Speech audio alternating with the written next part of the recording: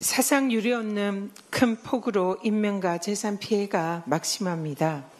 망연자실한 비통함에 빠져 계실 피해자분들과 유가족분들에게 고개 숙여서 위로의 말씀을 드립니다. 민주당은 수해 복구와 피해 지원을 최우선 과제로 삼겠습니다. 정부는 가용 자원과 인력을 모두 투입해서 피해 수습과 복구에 총력을 기해 주시기를 바랍니다. 첫날에만 700여만 명의 국민들께서 신청하신 민생회복 소비 쿠폰은 내란으로 상처 입은 민생 경제를 치유할 치료제임이 입증되었습니다. 침체된 골목 상권에 활력을 불어넣는 지역 경제 순환의 마중물이 되기를 기대합니다. 일각에서 민생회복 소비 쿠폰을 사칭한 스미싱 피해 우려가 제기되고 있습니다. 정부의 민생회복 정책을 악용하는 파렴치한 해킹 범죄입니다. 관계 당국은 피해 예방에 만전을 기해 주시기를 바랍니다.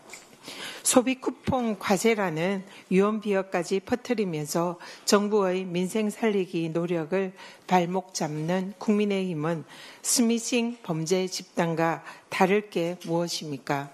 민생 회복 쿠폰을 하책이라고 폄하하는 오세훈 서울시장은 섣부른 토어제 해제로 서울 집값의 불지른 악책에 대해서 사과부터 하시기 바랍니다. 윤석열이 자신의 비상계엄이 정당하다며 옥중 메시지 선동을 펼치고 있습니다. 극우 세력을 결집하려는 정치 공작입니다. 온 국민이 실시간으로 내란을 목도했음에도 불구하고 끝까지 죄를 뉘우치지 않는 내란 수괴의 뻔뻔함이 참으로 목불인견입니다. 헌정질서를 파괴하고 국민에게 총칼을 들이민 반역자 윤석열은 그 추악한 입을 다무십시오. 자숙하며 특검 수사와 내란 재판에 성실히 임하는 것이 국민에 대한 마지막 도리임을 명심하기 바랍니다. 민중기 특검의 김건희 소환 통보는 검찰의 불의한 침묵으로 잃어버린 정의를 되찾는 첫걸음입니다. 지난 윤석열 정권 3년간 검찰이 김건희에 대해서 면죄부만 발부하고 황제 조사만 일삼았던 그런 검찰이었습니다. 그런데 그런 김건희 수사를 특검은 수사 개시 3주 만에 소환 통보해서 국민들께서 이제야 정권 교체되었다라는 그런 효능감을 느끼고 있습니다. 검찰총장 출신 대통령을 방패 삼아서 국정을 농단했던 국정실세 김건희를 법의 심판대에 세우는 것이 사법정의입니다. 특검의 엄정한 수사와 타협 없는 엄정한 법 집행을 촉구합니다.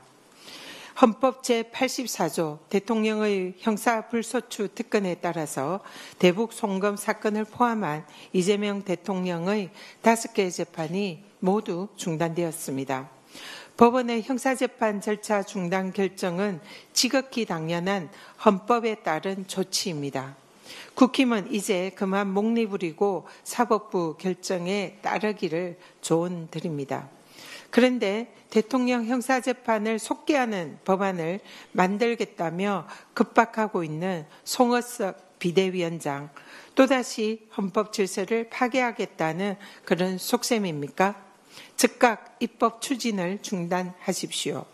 내란도 모자라서 반헌법적 입법까지 서슴지 않는다면 국힘이 마주할 것은 국민의 준엄한 심판뿐입니다. 해군이 항명 혐의가 무죄로 확정된 박정훈 대령에 대해서 징계 절차를 재개한 것으로 드러났습니다. 최고 권력의 불의한 수사 외압에 맞서서 진실을 밝히려 했던 정의로운 군인의 명예를 끝까지 실추시키려는 잔존 내란 세력의 목리입니다. 국민의 이름으로 명령합니다. 해군은 즉각 박정훈 대령의 징계 절차를 중단하십시오. 징계 절차 강행은 박정훈 대령이 아니라 해군의 명예를 추락시키는 결과가 될 것임을 강력 경고합니다. 이상입니다.